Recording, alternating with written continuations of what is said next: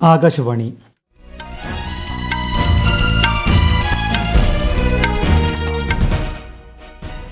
നമസ്കാരം.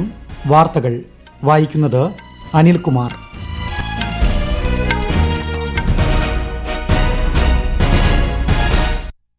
പ്രധാന വാർത്തകൾ. പ്രധാനമന്ത്രി നരേന്ദ്രമോദിയുടെ ജപ്പാൻ ചൈന സന്ദർശനങ്ങൾക്ക് ഇന്ന് തുടക്കം. 15ാമത് ഇന്ത്യ ജപ്പാൻ വാർഷിക ഉച്ചകോടിയിൽ പ്രധാനമന്ത്രി പങ്കെടുക്കും.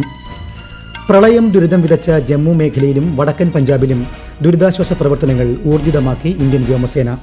ഹിമാചലിലും തെലങ്കാനയിലും കനത്ത മഴയിൽ ജനജീവിതം ദുരിതത്തിൽ. കേന്ദ്ര സർക്കാരിന്റെ സുപ്രധാന പദ്ധതിയായ പ്രധാനമന്ത്രി ജൻധൻ യോജനയ്ക്ക് ഇന്ന് 11 വയസ്സ്. താമരശ്ശേരി ചുരം റോഡിൽ വീണ്ടും ഗതാഗത നിയന്ത്രണം. അടിയന്തര ആവശ്യങ്ങൾക്കുള്ള വാഹനങ്ങൾ കടത്തിവിടാൻ നീക്കം. അസംസ്കൃത പരുത്തിയുടെ ഇറക്കുമതി തീരുവ ഇളവ് ഡിസംബർ 31 വരെ നീട്ടി കേന്ദ്ര സർക്കാർ. കേരള ക്രിക്കറ്റ് ലീഗിൽ ഇന്ന് കൊച്ചി ബ്ലൂ ടൈഗേഴ്സ് ട്രിവാൻഡ്രം റോയൽസിനെയും ഏരീസ് കൊല്ലം ആലപ്പി റിപ്പിൾസിനെയും നേരിടും. വാർത്തകൾ വിശദമായി. പ്രധാനമന്ത്രി നരേന്ദ്രമോദിയുടെ ജപ്പാൻ ചൈന സന്ദർശനങ്ങൾക്ക് ഇന്ന് തുടക്കം. ജപ്പാനീസ് പ്രധാനമന്ത്രി ഷിഗേരു ഇഷിബയ്ക്കൊപ്പം 15ാമത് ഇന്ത്യ ജപ്പാൻ വാർഷിക ഉച്ചകോടിയിൽ പ്രധാനമന്ത്രി പങ്കെടുക്കും. ഇരു രാജ്യങ്ങൾക്കുമിടയിലെ തന്ത്രപ്രധാന പങ്കാളിത്തത്തെക്കുറിച്ച് നേതാക്കൾ ചർച്ച ചെയ്യും. പ്രതിരോധം, സുരക്ഷ, സമ്പദ്വ്യവസ്ഥ, സാങ്കേതികവിദ്യ തുടങ്ങി വിവിധ മേഖലകളിലെ സഹകരണ സാധ്യതകളും ചർച്ചയാകും. ശ്രീ മോദിയുടെ 8ാമത് ജപ്പാൻ സന്ദർശനമാണിത്. ഇന്ത്യ ജപ്പാൻ സഹകരണം പുതിയ തലങ്ങളിലേക്ക് എത്തിക്കാൻ പ്രധാനമന്ത്രിയുടെ 2 ദിവസത്തെ സന്ദർശനം ഏറെ പ്രയോജനം ചെയ്യുമെന്നാണ് വിലയിരുത്തൽ. ഓഗസ്റ്റ് 31, സെപ്റ്റംബർ 1 തീയതികളിൽ അദ്ദേഹം ചൈന സന്ദർശിക്കും. ചൈനീസ് പ്രസിഡന്റ് ഷീ ജിങ് പിങ്ങിന്റെ ക്ഷണപ്രകാരമാണ് സന്ദർശനം. ടിയാൻജിനിൽ നടക്കുന്ന ഷാങ്ഹായി സഹകരണ സംഘടനയുടെ 25ാമത് നേതൃതല ഉച്ചകോടിയിൽ പ്രധാനമന്ത്രി പങ്കെടുക്കും. ഷാങ്ഹായി രാഷ്ട്രത്തലവന്മാരുമായുള്ള ഉഭയകക്ഷി ചർച്ചകളും ഉച്ചകോടിയുടെ പശ്ചാത്തലത്തിൽ നടക്കും. പ്രധാനമന്ത്രി നരേന്ദ്രമോദിയുടെ ജപ്പാൻ സന്ദർശനം ഇരു രാജ്യങ്ങൾക്കുമിടയിലെ ബന്ധം കൂടുതൽ ശക്തിപ്പെടുത്തുമെന്ന് ജപ്പാനിലെ ഇന്ത്യൻ അംബാസിഡർ സിബി ജോർജ്. ഇന്ത്യയുടെ അമൃതകാല യാത്രയിലെ വിശ്വസ്ത പങ്കാളിയായിരിക്കും ജപ്പാനെന്നും നിർമ്മാണ കേന്ദ്രമായി മാറാനുള്ള ഇന്ത്യയുടെ ലക്ഷ്യത്തെ പിന്തുണയ്ക്കാൻ ജപ്പാന് സാധിക്കുമെന്നും അദ്ദേഹം വ്യക്തമാക്കി. India and Japan are two important countries in Indo-Pacific, two very important countries in Quad. So when they meet, the leadership would be discussing about the geopolitical situation and also the geo-economic situation. So definitely all these issues will come up during the talks. പ്രളയം ദുരിതം വിതച്ച ജമ്മു മേഖലയിലും വടക്കൻ പഞ്ചാബിലും ദുരിതാശ്വാസ പ്രവർത്തനങ്ങൾ ഊർജിതമാക്കി Indian വ്യോമസേന. IAF ഹെലികോപ്റ്ററുകളും മറ്റ് വിമാനങ്ങളും രക്ഷാപ്രവർത്തനത്തിൽ സജീവമാണ്. ജമ്മുവിലെ അഖ്നൂറിലും പഞ്ചാബിലെ പത്താൻകോട്ട്, ദേര ബാബ നാനക് മേഖലയിലും കുടുങ്ങിയ സൈനികരെ പുറത്തെത്തിക്കാൻ സാധിച്ചതായി വ്യോമസേന വൃത്തങ്ങൾ അറിയിച്ചു.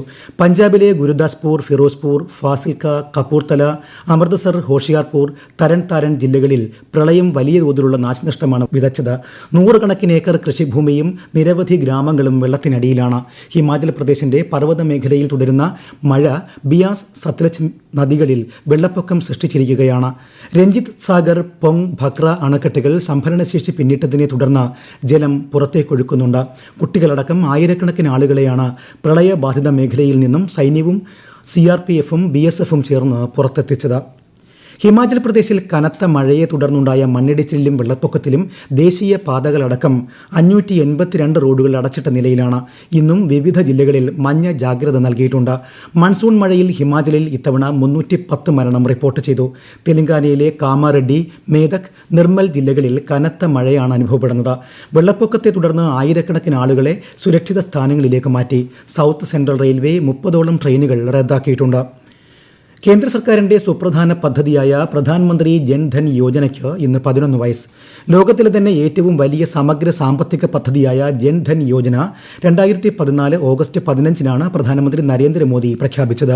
2014 ഓഗസ്റ്റ് 28 പദ്ധതിക്ക് തുടക്കമായി. ദാരിദ്ര്യത്തിന്റെ വലയത്തിൽ നിന്ന് ജനങ്ങളെ മോചിപ്പിക്കുകയാണ് പദ്ധതിയുടെ ലക്ഷ്യമെന്ന് പ്രധാനമന്ത്രി വ്യക്തമാക്കിയിരുന്നു. രാജ്യത്തെ എല്ലാ കുടുംബങ്ങളുടെയും സമഗ്ര സാമ്പത്തിക ഉന്നമനം, ബാങ്കിംഗ് സേവനം ഉറപ്പാക്കൽ എന്നിവയും ജൻധൻ യോജനയിലൂടെ ലക്ഷ്യമിടുന്നു. നഗര ഗ്രാമപ്രദേശങ്ങളിലെ ഓരോ കുടുംബത്തിനും കുറഞ്ഞത് ഒരു ബാങ്ക് അക്കൗണ്ട് പദ്ധതിയിലൂടെ ഉറപ്പാക്കുന്നുണ്ട്. ബാങ്ക് അക്കൗണ്ട് തുറക്കുന്നവർക്ക് റുപേ കാർഡും ലഭ്യമാക്കുന്നു. 5 മുതൽ 15 വയസ്സുവരെയുള്ള കുട്ടികളുടെ ആധാർ, ബയോമെട്രിക് വിവരങ്ങൾ സമയബന്ധിതമായി പുതുക്കുന്നുണ്ടെന്ന് ഉറപ്പാക്കാൻ എല്ലാ സ്കൂളുകളോടും നിർദ്ദേശിച്ച് unique identification authority of India. ഇത് സംബന്ധിച്ച് എല്ലാ സംസ്ഥാനങ്ങളിലെയും ചീഫ് സെക്രട്ടറിമാർക്ക് കത്തയച്ചതായി കേന്ദ്ര ഇലക്ട്രോണിക്സ് ആൻഡ് IT മന്ത്രാലയം അറിയിച്ചു. 17 കോടിയോളം കുട്ടികളുടെ ആധാർ ബയോമെട്രിക് വിവരങ്ങൾ പുതുക്കുന്നതിന് വിദ്യാഭ്യാസ മന്ത്രാലയവുമായി UIDAI സഹകരിച്ച് പ്രവർത്തിക്കും. അസംസ്കൃത പരുത്തിയുടെ ഇറക്കുമതി തീരുവ ഒഴിവാക്കുന്നത് 2025 സെപ്റ്റംബർ 30 നിന്ന് ഡിസംബർ 31 വരെ നീട്ടാൻ കേന്ദ്ര സർക്കാർ തീരുമാനിച്ചു. രാജ്യത്തെ തുണി വ്യവസായ മേഖലയ്ക്ക് ആവശ്യമായ പരുത്തിയുടെ ലഭ്യത വർദ്ധിപ്പിക്കുന്നതിനായാണ് തീരുമാനം. ഈ വാർത്തകൾ ആകാശവാണിയിൽ നിന്ന്. ആകാശവാണി വാർത്തകളും വാർത്താ അധിഷ്ഠിത പരിപാടികളും all India radio news Thiruvananthapuram YouTube ചാനലിലും all India radio news Thiruvananthapuram Facebook പേജിലും AIR ന്യൂസ് _തിരുവനന്തപുരം ഇൻസ്റ്റഗ്രാം അക്കൌണ്ടിലും @AIR ന്യൂസ് _TVM X ഹാൻഡിലും ലഭ്യമാണ്. വയനാട് താമരശ്ശേരി ചുരം റോഡിൽ വീണ്ടും ഗതാഗത നിയന്ത്രണം ഏർപ്പെടുത്തി. എന്നാൽ അടിയന്തര ആവശ്യങ്ങൾക്കുള്ള വാഹനങ്ങൾ കടത്തിവിടും. കൂടുതൽ മണ്ണിടിച്ചിൽ ഉണ്ടായാൽ തടയാനുള്ള മാർഗ്ഗങ്ങൾ കണ്ടെത്താൻ വിദഗ്ധ സമിതി ഇന്ന് പരിശോധന നടത്തും. കൂടുതൽ വിവരങ്ങളുമായി ആകാശവാണി കോഴിക്കോട് ജില്ലാ പ്രതിനിധി നസീർ ബാബു. വയനാട് താമരശ്ശേരി ചുരത്തിൽ കഴിഞ്ഞ ദിവസം മണ്ണിടിച്ചിലുണ്ടായ സ്ഥലത്ത് ഇന്നലെ രാത്രി ഗതാഗതം പുനഃസ്ഥാപിച്ചു കഴിഞ്ഞുവെങ്കിലും രാവിലെ കൂടുതൽ മണ്ണും കല്ലുകളും റോഡിലേക്ക് വീഴാൻ തുടങ്ങിയതോടെയാണ് വീണ്ടും ഗതാഗത നിയന്ത്രണം ഏർപ്പെടുത്തിയത്. വയനാട് ചുരം വ്യൂ പോയിന്റിൽ മണ്ണിടിഞ്ഞ പ്രദേശത്തെ ജിയോളജി, മണ്ണ് സംരക്ഷണ വകുപ്പുകൾ ഇന്നലെ സംയുക്ത പരിശോധന നടത്തിയിരുന്നു. പ്രദേശത്ത് ഇനിയും മണ്ണിടിച്ചിൽ ഉണ്ടാകാൻ സാധ്യതയുണ്ടെന്ന് പരിശോധന നടത്തിയ ഉദ്യോഗസ്ഥർ അറിയിച്ചിട്ടുണ്ട്. കൂടുതൽ മണ്ണിടിച്ചിലുള്ള സാധ്യതയുള്ളതിനാൽ ഇതുവഴിയുള്ള ഗതാഗതത്തിൽ നിയന്ത്രണം ഏർപ്പെടുത്തിയേക്കുമെന്നും യാത്രക്കാർ കുറ്റ്യാടി ചുരം വഴിയുള്ള യാത്രക്ക് മുൻഗണന നൽകണമെന്നും കോഴിക്കോട് ജില്ലാ കളക്ടർ അറിയിച്ചു. കേരള നവോത്ഥാനത്തിന്റെ മുന്നണി പോരാളിയായ മഹാത്മാ അയ്യൻകാളിയുടെ 162ാം ജന്മദിനത്തോടനുബന്ധിച്ച് സംസ്ഥാനത്ത് വിപുലമായ പരിപാടികൾ. ആധുനിക കേരളത്തിന് അടിത്തറ പാകുന്നതിൽ മഹാത്മാ അയ്യൻകാളിയും അദ്ദേഹം നേതൃത്വം നൽകിയ പോരാട്ടങ്ങളും വഹിച്ച പങ്ക് നിസ്തുലമാണെന്ന് മുഖ്യമന്ത്രി പിണറായി വിജയൻ സമൂഹമാധ്യമത്തിൽ കുറിച്ചു. പട്ടികജാതി പട്ടികവർഗ വകുപ്പിന്റെ ആഭിമുഖ്യത്തിൽ തിരുവനന്തപുരം കനകക്കുന്ന് മുതൽ വെള്ളയമ്പലം വരെ നടന്ന ഘോഷയാത്ര മന്ത്രി OR കേളു ഫ്ളാഗ് ഓഫ് ചെയ്തു. വെള്ളയമ്പലത്തെ അയ്യൻകാളി പ്രതിമയിൽ പുഷ്പാർച്ചനയും തുടർന്ന് അയ്യൻകാളി അനുസ്മരണ സമ്മേളനവും നടന്നു. കേന്ദ്ര കൃഷി മന്ത്രാലയത്തിന് കീഴിലുള്ള സെൻട്രൽ മറൈൻ ഫിഷറീസ് റിസർച്ച് ഇൻസ്റ്റിറ്റ്യൂട്ടിന്റെ വിഴിഞ്ഞം റീജിയണൽ സെന്റർ നടപ്പിലാക്കുന്ന മത്സ്യശക്തി പദ്ധതി കേന്ദ്ര സഹമന്ത്രി ജോർജ് കുര്യൻ ഇന്ന് തിരുവനന്തപുരത്ത് ഉദ്ഘാടനം ചെയ്യും. കോവളത്തെ ആനിമേഷൻ സെന്ററിൽ വൈകുന്നേരം 3 മണിക്കാണ് പരിപാടി. അമീബിക് മസ്തിഷ്ക ജ്വരം തടയാൻ ജലസ്രോതസ്സുകൾ വൃത്തിയായി സൂക്ഷിക്കുന്നതിനായി ആരോഗ്യവകുപ്പ് വിവിധ വകുപ്പുകളുടെ സഹകരണത്തോടെ ജനകീയ ക്യാമ്പയിൻ ആരംഭിക്കുന്നു. ഇതിന്റെ ഭാഗമായി ശനി, ഞായർ ദിവസങ്ങളിൽ സംസ്ഥാനത്തെ മുഴുവൻ വീടുകളിലെയും സ്ഥാപനങ്ങളിലെയും കിണറുകൾ ക്ലോറിനേറ്റ് ചെയ്യുകയും ജലസംഭരണ ടാങ്കുകൾ തേച്ച് കഴുകി വൃത്തിയാക്കുകയും ചെയ്യണം.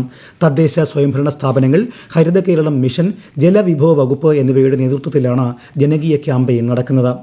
പ്രധാനമന്ത്രി നരേന്ദ്രമോദി ആകാശവാണിയിലൂടെ ജനങ്ങളുമായി ആശയങ്ങൾ പങ്കുവയ്ക്കുന്ന പ്രതിമാസ റേഡിയോ പ്രഭാഷണ പരിപാടി മൻ കി ബാത്ത് ഈ മാസം 31 രാവിലെ 11 മണിക്ക്. മൻ കി ബാത്തിന്റെ 125ാം പതിപ്പാണിത്. പരിപാടിയിലേക്കുള്ള ആശയങ്ങളും അഭിപ്രായങ്ങളും 1800117800 എന്ന ടോൾ ഫ്രീ നമ്പറിലൂടെയും Narendra Modi app, MyGov open forum എന്നിവയിലൂടെയും നാളെ വരെ പങ്കുവയ്ക്കാം. ഒഡീഷയിലെ കാർഷിക ഉത്സവമായ നുവാഖായ് വേളയിൽ ആശംസകൾ നേർന്ന് രാഷ്ട്രപതി ദ്രൗപദി മുർമു. കൃഷിയോടുള്ള ആദരവും കർഷകരോടുള്ള നന്ദിയും പ്രകടിപ്പിക്കാനുള്ള പവിത്രമായ അവസരമാണ് നുവാഖായ് എന്ന് രാഷ്ട്രപതി സമൂഹമാധ്യമത്തിൽ കുറിച്ചു. ഛത്തീസ്ഗഡിലെ ബിജാപൂർ ജില്ലയിൽ 30 മാവോയിസ്റ്റുകൾ കീഴടങ്ങി. ഇവരിൽ 20 പേർക്ക് 81 ലക്ഷം രൂപ ഇനാം പ്രഖ്യാപിച്ചിരുന്നതായി പോലീസ് സൂപ്രണ്ട് ജിതേന്ദ്ര യാദവ് അറിയിച്ചു. സർക്കാരിന്റെ പുനരധിവാസ പദ്ധതി പ്രകാരം ഇവർക്ക് 50,000 രൂപ വീതം നൽകുമെന്നും അദ്ദേഹം പറഞ്ഞു. കേരള ക്രിക്കറ്റ് ലീഗിൽ ഇന്ന് 2 മത്സരങ്ങൾ. ആദ്യ മത്സരത്തിൽ കൊച്ചി ബ്ലൂ ടൈഗേഴ്സ് ട്രിവാൻഡ്രം റോയൽസിനെയും ഏരീസ് കൊല്ലം ആലപ്പി റിപ്പിൾസിനെയും നേരിടും. സംസ്ഥാനത്തെ വിവിധ ജില്ലകളിൽ ഒറ്റപ്പെട്ട ശക്തമായ മഴയ്ക്ക് സാധ്യതയെന്ന് കേന്ദ്ര കാലാവസ്ഥാ വകുപ്പ്. തിരുവനന്തപുരം, കൊല്ലം, ആലപ്പുഴ ഒഴികെയുള്ള ജില്ലകളിലും ലക്ഷദ്വീപിലും ഇന്ന് മഞ്ഞ ജാഗ്രതയാണ്. കേരള, കർണാടക, ലക്ഷദ്വീപ് തീരങ്ങളിൽ ശക്തമായ കാറ്റിനും മോശം കാലാവസ്ഥയ്ക്കും സാധ്യതയുള്ളതിനാൽ ഇന്ന് മത്സ്യബന്ധനത്തിന് വിലക്കേർപ്പെടുത്തി. ലക്ഷദ്വീപ് തീരത്ത് നാളെയും വിലക്ക് തുടരും. പ്രധാന വാർത്തകൾ വീണ്ടും. പ്രധാനമന്ത്രി നരേന്ദ്രമോദിയുടെ ജപ്പാൻ, ചൈന സന്ദർശനങ്ങൾക്ക് ഇന്ന് തുടക്കം. 15ാമത് ഇന്ത്യ ജപ്പാൻ വാർഷിക ഉച്ചകോടിയിൽ പ്രധാനമന്ത്രി പങ്കെടുക്കും. പ്രളയം ദുരിതം വിതച്ച ജമ്മു മേഖലയിലും വടക്കൻ പഞ്ചാബിലും ദുരിതാശ്വാസ പ്രവർത്തനങ്ങൾ ഊർജിതമാക്കി ഇന്ത്യൻ വ്യോമസേന. ഹിമാചലിലും തെലങ്കാനയിലും കനത്ത മഴയിൽ ജനജീവിതം ദുരിതത്തിൽ. കേന്ദ്ര സർക്കാരിന്റെ സുപ്രധാന പദ്ധതിയായ പ്രധാനമന്ത്രി ജൻധൻ യോജനയ്ക്ക് ഇന്ന് 11 വയസ്സ്. താമരശ്ശേരി ചുരം റോഡിൽ വീണ്ടും ഗതാഗത നിയന്ത്രണം. അടിയന്തര ആവശ്യങ്ങൾക്കുള്ള വാഹനങ്ങൾ കടത്തിവിടാൻ നീക്കം. അസംസ്കൃത പരുത്തിയുടെ ഇറക്കുമതി തീരുവ ഇളവ് ഡിസംബർ 31 വരെ നീട്ടി കേന്ദ്ര സർക്കാർ. കേരള ക്രിക്കറ്റ് ലീഗിൽ ഇന്ന് കൊച്ചി ബ്ലൂ ടൈഗേഴ്സ് ട്രിവാൻഡ്രം റോയൽസിനെയും ഏരീസ് കൊല്ലം ആലപ്പി റിപ്പിൾസിനെയും നേരിടും. വാർത്തകൾ കഴിഞ്ഞു. അടുത്ത വാർത്താ പ്രക്ഷേപണം വൈകുന്നേരം 6:30.